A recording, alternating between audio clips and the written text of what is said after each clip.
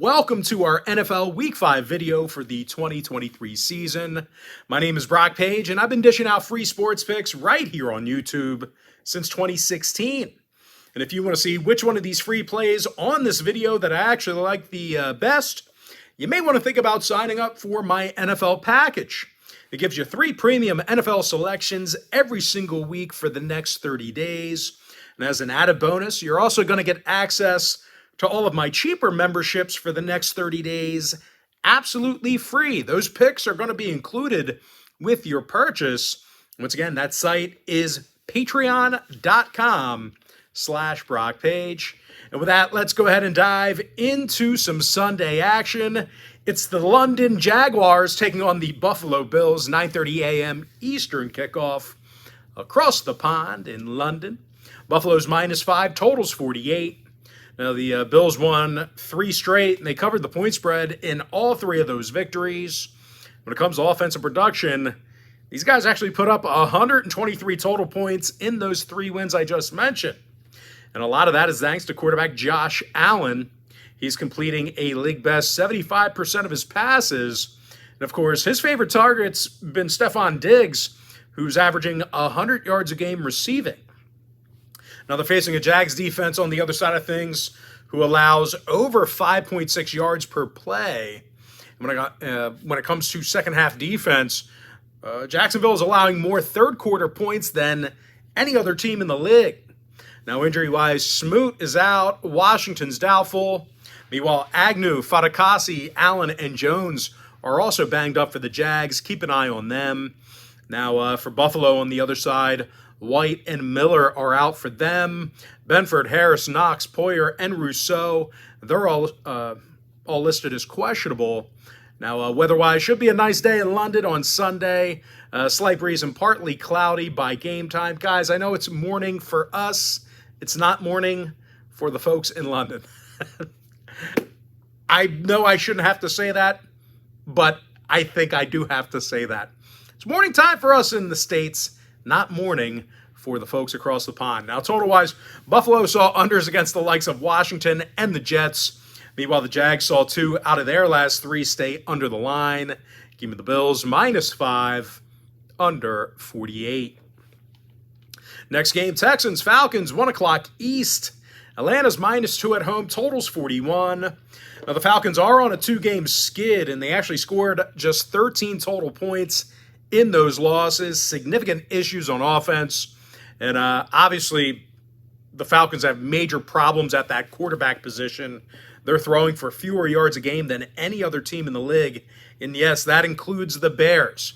Now they're facing a tough Houston team who's got a top 10 passing defense themselves.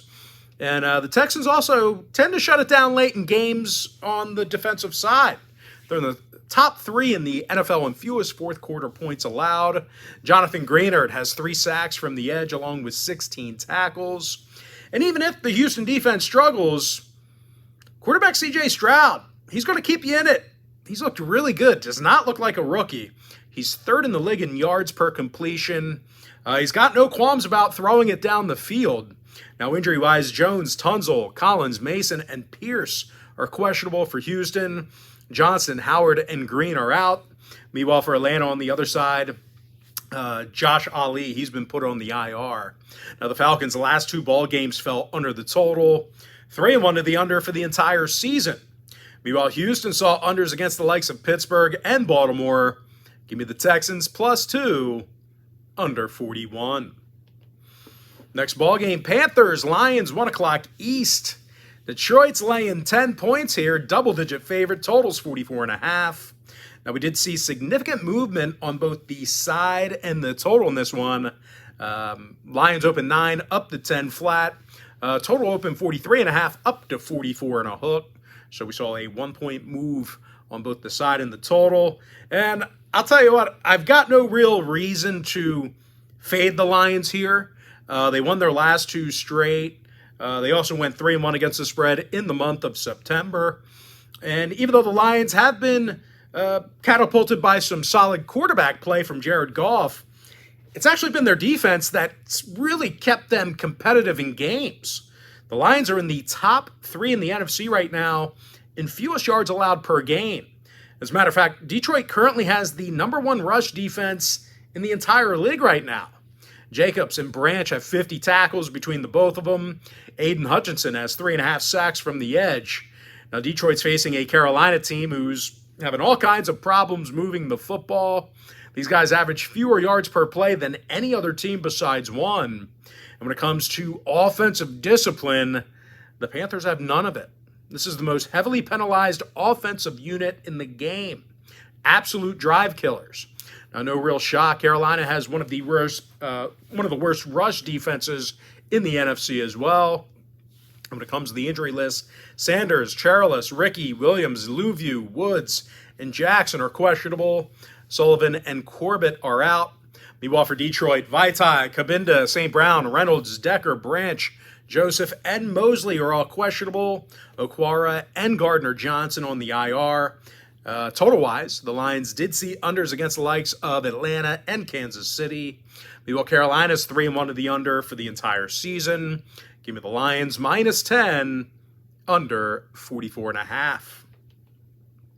Next ballgame, Titans, Colts, 1 o'clock East. Tennessee's -2, totals 43. Now, we did see this line flip. It was actually Indy who opened up as the 1-point favorite. They're now catching a couple of points. Total open 41.5, up 1.5 points to 43 flat. And I'll tell you what, the Colts continue to be competitive in each and every game. They actually covered the point spread in 2 out of their last 3. When it comes to defensive play, the Colts do get a good pass rush. They're very disciplined as well. Not only does Indy rank in the top 5 in sacks per game, they're also committing fewer penalties on D than any other team besides one. Zaire Franklin, he's the team leader in tackles with 57 of them. They're facing a Tennessee team on the other side of things who's got one of the worst passing offenses in the game. You know, it's been that way for the past handful of seasons now. I don't know why they put up with it. They must really trust Tannehill to do enough. I don't get it. But the Titans are throwing for just $1.69 per contest.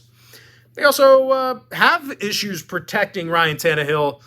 He's been sacked 16 times, and he's thrown only a pair of touchdowns this year. Now, injury-wise, Gifford, Moulton, Burks, and Tart are questionable. Phillips is out. Meanwhile, for Indy on the other side, Woods, Flowers, and Taylor are out for them. Kelly, Raymond, Buckner, Lewis, Leonard, Nelson, and Mo Alley Cox are questionable. Now, the Titans' last 2 straight fell under the total. 3-1 to the under for the entire month of September. Give me Indy +2, under 43. Next game, Giants at the Dolphins, 1 o'clock Eastern kickoff. Miami's the 11-point favorite at home, totals 49. Now, for some reason, we saw a movement toward New York, and the under in this one almost makes you think, was that a false line move? I don't know. Miami opened 11.5 down to 11. Total open 50 down to 49. But I'll tell you what, regardless of how bad this Dolphins defense has been, they're going to be able to outscore the Giants, unless Tua gets banged up early, unto which they still should be able to move the ball. They're leading the NFL in scoring and yards per game. Tua's thrown for over 1,300 yards already. Tyreek Hill's getting $118 a game. They're facing a Giants secondary who certainly allows the deep ball. They're 28th in yards per completion allowed. Only 32 teams in the entire league, by the way. So they rank 28th in yards per completion allowed. But most concerning has been their offensive production. These guys are averaging fewer yards per completion than any other team in the league. Danny Dimes has been sacked 22 times already, and he's thrown only 2 touchdowns. Now, injury-wise, Schmitz, Lemieux, Bellinger, Robinson, Barkley, Neal, McKeithen, Ojulari, Brightwell, and Thomas, they're all questionable for the Giants. Meanwhile, for Miami, Armstead, Wilson, Needham, and Jones, they're out. Phillips, Elliott, Barrios, Cotton, and Williams are questionable. Weather-wise, keep an eye on the weather. Possible showers, 86 degrees by game time. Probably should mess up the Giants offensively if it starts pouring rain, because Miami can run it or pass it. The rain doesn't matter to them. I think the rain's really going to hurt the Giants more than it would hurt Miami.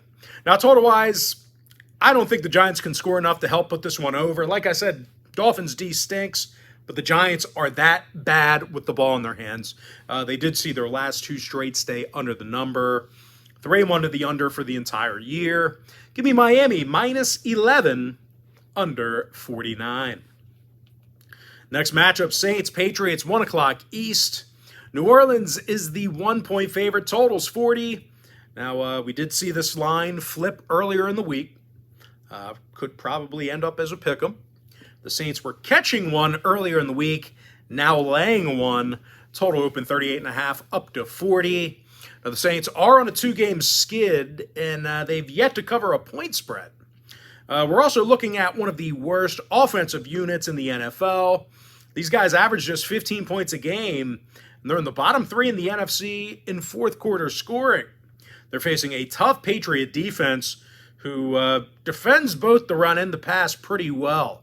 New England's currently in the top 5 in the AFC in scrimmage yards allowed per play.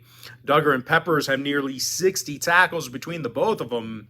When it comes to penalties, this is a very disciplined defense. Give me 1 sec, guys.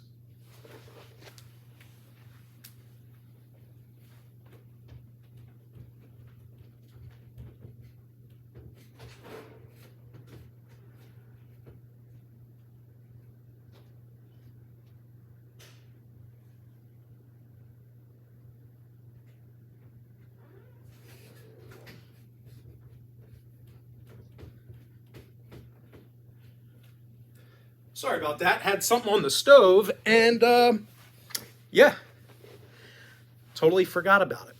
But I'm not restarting the video. Not doing it. Anyway, Duggar and Peppers, nearly 60 tackles. And penalty-wise, this is a very disciplined defense. These guys are in the top 3 in fewest defensive penalties per game. Now, injury-wise, Strange, Gonzalez, Barmore, Wade, Stevenson, Jones, Montgomery, and Godshaw, they're all listed as questionable. Matthew Judon is out for a couple of months. Out of breath. Whew. Meanwhile, for the Saints, Johnson, Pete, Ruiz, Carr, McCoy, Johnson, Adebo, and Brise, they are questionable for them. Now, weather-wise, breezy and mild at game time in Foxborough. When it comes to the total, the Pats saw their last 3 straight all stay under the number. New Orleans, on the other side, saw all of their games this year stay under the line. They actually saw their last 10 straight stay under the total dating back to last season. Lots of unders for these guys. Give me the Patriots +1 under 40. All right, next matchup, Ravens, Steelers, 1 o'clock East. Baltimore's -4 on the road. Total is 38. And, I really do think this Pittsburgh organization as a whole, I think they're in trouble. They got no consistency, no confidence at the quarterback position, and they really can't even rely on that defense to keep them in games anymore. The Steelers are in the bottom 3 in total yards allowed per game. As a matter of fact, this Pittsburgh secondary is allowing more yards per completion than any other team besides one. Now they're facing Lamar Jackson, who completes over 74% of his throws, second most in the NFL behind Josh Allen. And of course, the biggest threat to opposing defenses is this Baltimore rushing attack. These guys are in the top 3 in the AFC in rushing yards per game.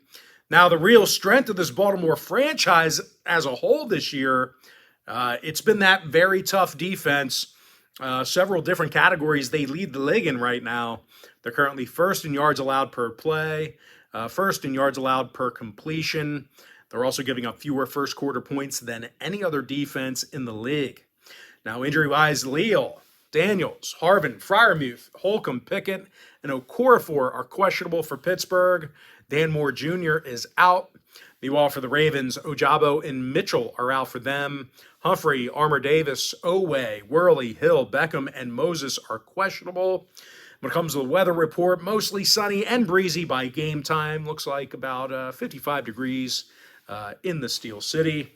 Now, total-wise, I actually think the Ravens can help put this one over themselves in this one. 25 points a game they're averaging. Probably going to score a little bit more, considering this Pittsburgh defense has been so shaky. The Steelers on the other side, they've allowed 30 points or more in 2 out of their last 4. Give me Baltimore -4 over 38. Next ball game, Bengals, Cardinals, 4:05 East. Cincinnati's the 3.5-point favorite. Total's 44 and a hook. And for a team laying a field goal on the road here, actually a little bit more than that, just keep in mind, since he hasn't covered a point spread yet. And, much of that is due to offensive production or lack thereof. These guys are dead last in the league in yards per game. They're currently averaging just a dozen points per contest. And if you think the defense can keep them in it, well, just keep in mind the Bengals have arguably the worst rush defense in the league. Their opponents are running for nearly $160 a game. They're facing an Arizona team who's got a little issue moving the football on the ground. These guys are averaging over 5.3 yards per rush. They're second in the league in that particular category. And even though Dobbs isn't putting up record-breaking numbers, he is completing 71% of his throws, and he's yet to throw a pick. So pretty good protection he's getting back there. Now, injury-wise, Ledbetter, Woods, Ingram, Barnes, and Froholt are questionable. Daly is out. Meanwhile, for Cincy on the other side, Taylor Britt, Davis Gaither, Higgins, Brown, and Smith are questionable for them. When it comes to the total, the Cards saw their last 3 straight get over the number. Meanwhile, Cincy saw their Week 2 matchup against Baltimore get over the total themselves. Give me Arizona plus 3.5 over 44 and a hook. All right, next ball game, Eagles at the Rams. That'll be a 4:05 Eastern kickoff. Philadelphia is the 5-point favorite on the road here. Total's 50.5. Now, we did see a 1-point move toward the Eagles and the over in this one. Having said that, though, it's actually the Birds who failed to cover in 2 out of their last 3 ball games, depending on where you shopped at. And when it comes to defensive play, this Philadelphia secondary really hasn't defended the pass well enough. They got to get better. They're allowing 28 completions a game. That's nearly a league high. And obviously, what matters more than that is pass yards allowed. These guys are in the bottom 5 in the NFC right now in total pass yards given up per game. So, got to do a little bit better job in that secondary. I mean, they got a great pass rush, but, I don't know. But anyway, the Birds are allowing more fourth-quarter points than most teams in the league. That back door is always open. And as you know, the Rams are quite good at backdooring their opponents. They're currently 4-0 against the spread this year, depending on where you shopped at. And they're also leading the NFC right now in passing yards. Matt Stafford's thrown for over 1,200 yards on the year.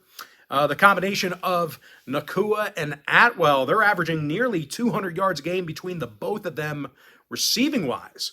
So both of those guys combined, basically getting about 200 yards a game. And if you think it's just all offense in LA, well, just keep in mind, this has been a very tough secondary to throw against as well. The Rams are allowing under 185 yards a game through the air. And they're actually limiting opposing quarterbacks to just 56% passing. Now, injury-wise, Jackson, Williams, Johnson, Noteboom, Skoranek, and Roseboom are questionable. Kupp and Mathis are still out. Meanwhile, for Philadelphia, Jurgens, Brown, Topolotu, Covey, and Cox are questionable. Nakobe Dean still out. Philly, 3-1 to the over for the season. Rams, 2 out of their last 3 got over the line. Give me the Rams plus 5 over 50.5. All right, next game, Jets at the Broncos, 4:25 Eastern start time. Denver's the 2-point favorite at home. Total's 43.5. And as bad as the Broncos have been, well, it really ain't for a lack of point production. Denver's put up nearly 90 points in their last 3 outings. And speaking of offensive production, the Broncos are gaining over 6.2 yards per play from scrimmage.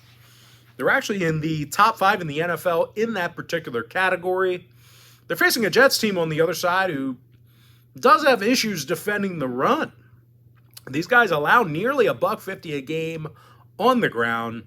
When it comes to offensive production, there's actually only one other team in the league right now that throws for fewer pass yards than these guys. Now, Zach Wilson, big problem. He's completing just 58% of his throws, and he's barely got 700 yards passing under his belt. Injury-wise, Adams, Schweitzer, Becton, Iguavin, and Reed are questionable. Eccles, Warren, and Bernard Converse are out. Meanwhile, for Denver, on the other side of things, Purcell, Cushenberry, Judy, Williams, Simmons, Clark, and Joel, they're all listed as questionable. Locke and Browning are out. Now, total-wise, we are looking at a couple of really bad defenses in this one. Well, I wouldn't say the Jets have a really bad defense, but we're looking at two teams that have allowed their fair share of points. I'll put it that way. The Broncos, to start. They saw their last three straight get over the total. The Jets saw two out of their last three get over the line. Give me Denver -2 over 43.5. Next ball game, Chiefs, Vikings, 425 East. Kansas City's the 4-point favorite on the road. Totals 53. And for some reason, we saw a 1-point move toward the Vikings and the over in this one. Not really surprised on the movement on the total, but the 1-point move toward the Vikings. Maybe there's something people know that I don't. Now, even though the Vikes can move the football, there are several areas of concern offensively that I have for them. For one, there's zero commitment to run the football. These guys average a league low 18 rushing attempts per game. And number two, they put it on the turf too much. They fumble too much. They don't protect the ball. They're facing a Kansas City defense who won their last three straight, and they've held their opponents to just 15 points a game this year. And I'll tell you what, that's certainly more than enough for Patrick Mahomes in this offense. These guys can outscore anybody. So to have to outscore 15 points a game, that's a good formula. KC, they're gaining nearly 400 total yards per game. Top 3 in the league in that category. And of course, this big O-line, they've been doing all kinds of damage to opposing defenses. Running back Isaiah Pacheco's averaging just about 5 yards a carry. Patty Mahomes runs for 6.7 yards per scamper. When it comes to protecting Mahomes, well, he's been sacked only twice. Injury-wise, Christensen, Watson, Bolton, and Dickerson are questionable. Meanwhile, for Minnesota, Bradbury, Seen, Asamoah, Mullins, Metellus, and Davenport, they're questionable for them. And as much as everyone's going to pound the over in this one, you got to keep in mind that the Vikings' last 2 straight did fall under the total. 3-1 to the under for the entire season. Meanwhile, KC saw unders against the likes of the Jaguars and Lions. Give me the Chiefs -4, under 53. Next contest, Sunday Night Football. Cowboys at the Niners, 8:20 p.m. East. San Francisco's -3, totals 45. And we did see a 1-point move toward Dallas and the under in this one. And, I'm really not sure why. The undefeated Niners have scored 30 points or more in all of their victories this season. Brock Purdy's completing 72% of his throws. He's yet to throw a pick. The Niners are good for about 400 total yards a game, and a lot of that is thanks to Christian McCaffrey, who's gaining $115 a game on the ground. Now they're facing a Dallas defense who allows over 4.6 yards per rush. They're actually in the bottom 5 in the league in that category. Now, with the Niners, if you think it's just all offense with them, well, these guys have been mighty tough to move the chains against. San Francisco's in the top 3 in fewest scrimmage yards allowed per play. When it comes to Dak and this Cowboys offense on the other side of things, they don't really air it out too much. They don't throw it, too deep. Not a lot of shots downfield. They're in the bottom 10 in the league in yards per completion. And, if you look at the record, the Cowboys have beaten up on teams like the Giants, Jets, and Patriots. So, really haven't beaten anybody. Injury-wise, Hendershot, Dowdle, Parsons, Clark, Hooker, Smith, Martin, questionable. Niners, Feliciano, Samuel, Mitchell, Jennings, Greenlaw, Ward, questionable. Total-wise, 2 out of both teams' last 3 ball games respectively this year got over the total. Give me the Niners -3 over 45. And with that, we're going to jump into our next and final matchup for the video. Monday Night Football, Packers at the Raiders, 8:15 Eastern start time. Green Bay's the 1-point favorite on the road, totals 45. And I'll tell you what, both teams are equally as bad. Both have bad offenses, both have bad defenses. Total-wise, more conflicting info there. Packers went 3-1 to the over in their last 4. Raiders saw 3 out of their last 4 stay under. No free pick for that game. And with that, folks, we are going to jump into our quick pick recap. Give me the over 44 in the Bears-Commanders game. Buffalo Bills -5 under 48. Houston +2 under 41. And if you want to see which one of these free plays on this video that I actually like the best, you're going to have to sign up for my NFL package on my premium page. The link is in my bio. Detroit -10 under 44.5. Colts +2 under 43. Dolphins -11 under 49. Patriots +1 under 40. Baltimore -4 over 38. Cardinals +3.5 over 44.5. LA Rams +5 over 50.5. Broncos -2 over 43.5. Kansas City Chiefs -4 under 53. San Francisco -3 over 45. And I have no free pick for you in the Packers-Raiders game.